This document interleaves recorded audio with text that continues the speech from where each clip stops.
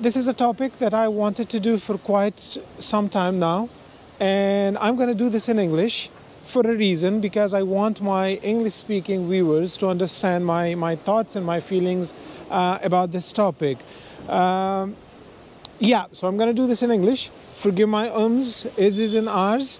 Behind me, you could see this is Annefrank house. Anne Frank, she was a 15, 16 years old Jewish girl who fled Germany during Second World War. She, along with her family, they moved to Amsterdam and they started living in the annex of their house in hiding, hiding from Nazis. And her story goes like she was hiding here along with her family. She was discovered, or her family was discovered later on. You can check the story, of course, on the internet, but I'm just giving you the highlights.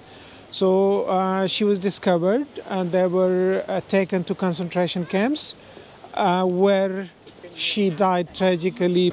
So while she was hiding here, she used to write a diary. So that diary was found later on after the war was over, and it was published.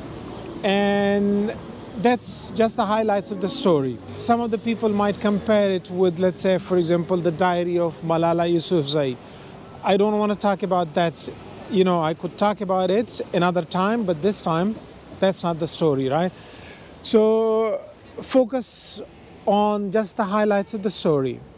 A poor child living in hiding during a war, scared for her life, and at the end, getting arrested by Nazis, being sent to a concentration camps, tragically dying there. It's a sad story, but just keep that in mind, what I'm going to tell you next.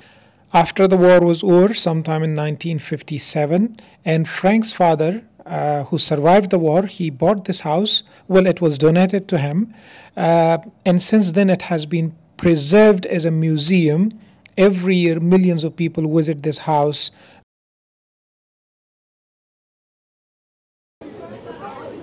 So if we're preserving that story, we are doing a good job. We are preserving the story, we are preserving the memories so that, you know, the world don't forget. But I'm going to ask you, the world don't forget what? So that we don't forget that small children, small girls, they are not persecuted anymore when there are wars. So that we don't forget that, you know, injustice should not be allowed. We are preserving these memories because we want us to remember what exactly? So to conclude it, the way I see it, it's hypocrisy. Simple as that. I thought we were preserving these memories, I thought we were preserving these places, and we are converting them into museums so that people, terrible people, will not do the same things that, for example, happened to Anne Frank. If you don't already know, and if you're living somewhere under a rock, there is a genocide happening in Palestine right now. Thousands of kids are being massacred and thousands of them are put into prisons. So let me ask you a question here.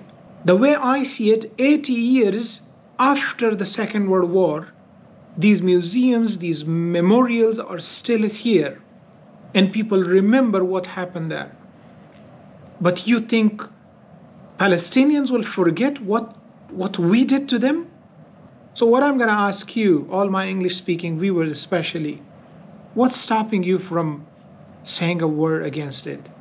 What's stopping you from saying, stop the war? What's stopping you from saying, stop killing children? And I'm not using any religion or any side in this argument. I'm just using the words, stop killing children. Whether they are Jewish children, whether they are Palestinian children, whether they are Arabs, whether they are Christians, whether they are Europeans, whether they are African. Why is it so hard for us to say, stop killing children? And I know you're going to say, so what? What it's going to do? Nothing. It's not going to do anything, but at least it will be something for your own conscience. It will be something for yourself that 50 years from now, 80 years from now, when your children look at it, they will think, well, okay, when a genocide was happening, my father, my mother, they couldn't do anything, but they at least spoke a couple of words against it.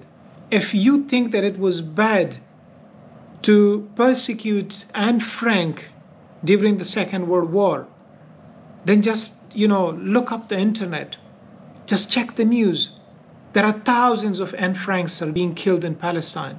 Thousands of Anne Franks are put in prison in Palestine. And all they're asking is for us to raise a voice for them. So let's say it this way. Let's not say stop the Palestinian genocide. Let's not say stop the Gaza war. How about we just write stop killing children? How about we say ceasefire? How about we say stop killing innocent people? And you would agree that that will apply to everyone, right? That injustice should not be allowed. That we should not allow the world to create more Anne Franks, whether they are in Ukraine, whether they're in Palestine, whether they're in Africa.